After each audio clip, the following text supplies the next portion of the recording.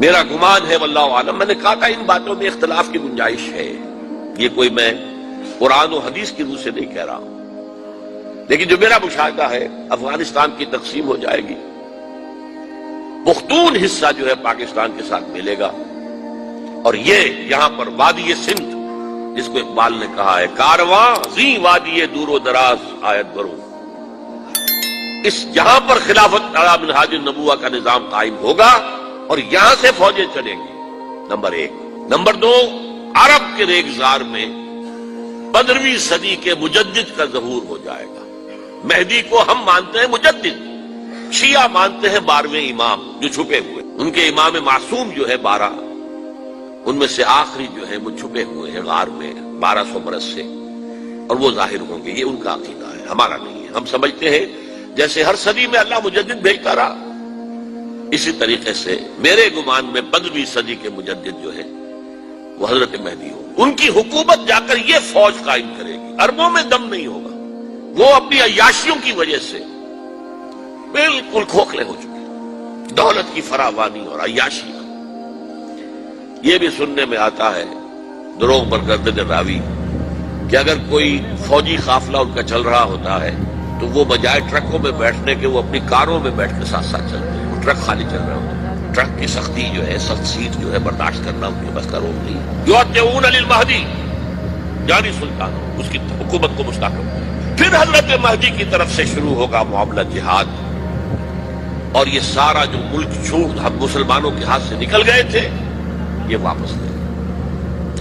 اس میں ایک کوسچن ہے جو میرے ذہن میں بہت عرصے سے تھا، جس کا کہ جواب اب مجھے سوچا ہے، واللہ عالم، یہ ساری باتیں میں کہہ رہا ہوں میرے گمان ہے، کیسے ہوگا کہ اتنی بڑی طاقت ایٹمک پاورز کے مقابلے میں مسلمان دوبارہ میدان میں آ کر اور جیتتے چلے جائیں؟ میرا گمان یہ ہے، واللہ عالم، اس پورے معاملے کا سارا جو ہے ارینا جو ہے وہ ہے مڈل ایسٹ،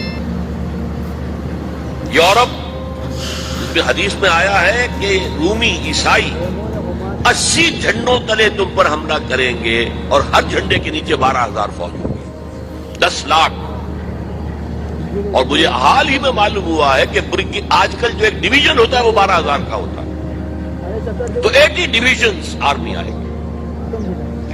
لیکن معلوم ایسا ہوتا ہے کہ روس، چائنا، جاپان اور میرے خیال میں انڈیا بھی یہ نیوٹرل رہیں گے، نمٹ لو آپس میں۔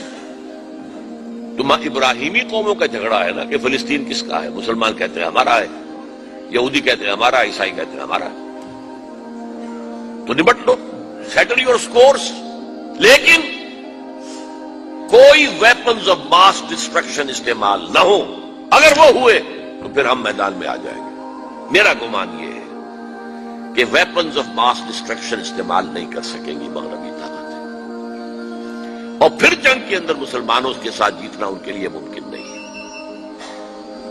جن کو موت عزیز ہے، منحصر مرنے پہ ہو جس کی امید، نا امیدی اس کی دیکھا چاہیے، اور وہ مرنے کو تیار نہیں ہے۔ وہ تو 40,000 فٹ کی بلندی سے ڈیزی کٹر پھینک سکتے ہیں، نیچے نہیں آئیں گے۔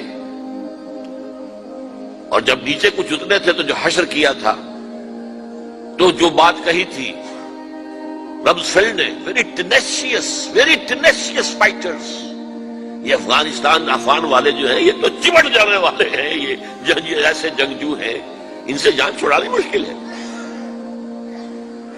جن کے لیے موت سب سے بڑی کامیابی ہے۔ شہادت مطلوب و مقصود مومن نہ مال غنیمت نہ کشور کشائے، مسلمانوں کا مقابلہ کر سکیں،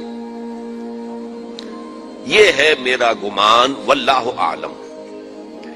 بہرحال پہلا مرحلہ کسی اجمی ملک میں جو میرے نزدیک پاکستان اور افغانستان پہ مشتمل ہوگا، خلافت کا نظام پہلے آئے گا، پھر یہاں سے فوجیں چلیں گی، حضرت مہدی کی حکومت قائم ہوگی، پھر وہ حضرت مہدی جو ہے وہ جہاد کریں گے، قتال کریں گے، اور اس قتال کے آخری مرحلے پر حضرت عیسیٰ علیہ السلام بھی نازل ہو جائیں گے،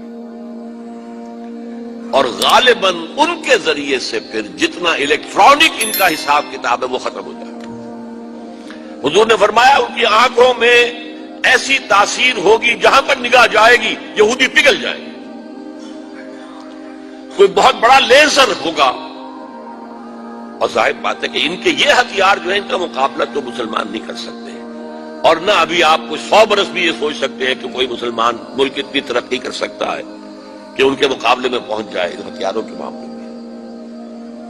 تو یہ اصل میں جو شخص سراپا معجزہ تھا، حضرت عیسیٰ جو ہے سراپا معجزہ، پیدائش معجزہ، آسمان پر اٹھایا جانا معجزہ، خلق حیات، بنایا مٹی کا پرندہ پھونک ماری اڑنے لگا، احیاء موتا، مردہ کو کہا اٹھو قم باذن اللہ، اٹھ گیا چلنے لگا، مادرزاد اندھے کے آنکھ پر ہاتھ پھیری اور اس کو آنکھیں اللہ نے دے دی، کوڑی کے جسم پر ہاتھ پھیرا اور کوڑ صاف، اس سے بڑے معجزے تو کسی کو دیے ہی نہیں گئے، سراپا معجزہ۔ وہی آ کر آخری جو بھی ہوگا معاملہ، اس کے اندر حضرت عیسیٰ کی معجزاتی شخصیت جو ہے در حقیقت وہ فیصلہ کن ہوگی۔ میرے نزدیک یہ ہیں وہ چیزیں جس کی بنا پر میں سمجھتا ہوں کہ حالات جو ہیں جدھر جا رہے ہیں، حضرت عیسیٰ کے آنے کے بعد دو نتیجے نکلیں گے۔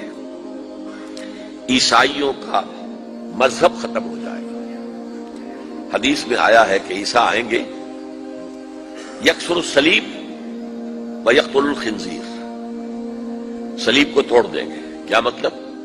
کہاں تم صلیب اٹھائے پھر رہے ہو؟ میں صلیب دیا ہی نہیں گیا، یہ سب تمہارا ایک من گھڑت قصہ ہے، مجھے تو اللہ نے پہلے اٹھا لیا تھا، وما قتلوہ وما صلبوہ، صلیب ہی پر کھڑی ہوئی ہے عیسائیت ساری کی ساری، اور خنزیر کو قتل کر دی۔ خنزیر تم نے کیسے حلال کر لیا اپنے لیے؟ کبھی اسلامی شریعت کے اندر موسیٰ کی شریعت میں حرام تھا، وہی موسیٰ کی شریعت میں تمہیں دے کر گیا تھا۔ Don't think I have come to destroy law, یہ لا تم پر نافذ رہے گا۔ گویا کہ عیسائی مذہب ختم ہو کر اسلام میں منتخب ہو جائے گا، یہودی ایک ایک ختم کر دیا جائے گا۔ یہودی کیوں اس انجام کے مستحق ہیں؟ اللہ کا پرانا قاعدہ چلا آ رہا ہے، جس قوم کی طرف کسی رسول کو بھیجا، اگر قوم نے بحیثیت مجموعی رسول کا انکار کیا وہ ہلاک کر دی گئی۔ قوم نوح ہلاک ہوئی یا نہیں؟ قوم ہود، عاد ہلاک ہوئی یا نہیں؟ قوم سمود جن کی طرف حضرت صالح بھیجے گئے، قوم شعیب، عمورہ اور صدوم کی بستیاں، آل فرعون، یہودیوں کی طرف حضرت عیسیٰ کو رسول بنا کر بھیجا گیا تھا، انہوں نے رد کر دیا، محمد رسول اللہ کو رد کر دیا صلی اللہ علیہ وسلم۔ یہ اس سزا کے مستحق ہو چکے ہیں، لیکن وہ سزا ان کا رسول ہی ان کو آ کر دے گا، اسی لیے انہیں اٹھا لیا گیا، ایک پوز آ گیا ہے۔ مستحق تو ہو گئے تھے اسی وقت حضرت عیسیٰ کے زمانے میں کہ ہلاک کر دیے جائیں، لیکن حضرت عیسیٰ کے زمانے میں حضرت عیسیٰ کو اٹھا لیا اور ان کا معاملہ جو ہے وہ ملتوی کر دیا۔ جیسے کسی کو پھانسی کی سزا تو ہو جائے لیکن ابھی ایگزیکیوشن نہیں ہوئی ہے، ایگزیکیوشن جو ہے وہ ڈیفر ہو گئی۔ یہودی ختم، عیسائیت ختم، اور عیسائی سب مسلمانوں کے ساتھ شامل ہو کر ایک ملت واحدہ بن جائے گی۔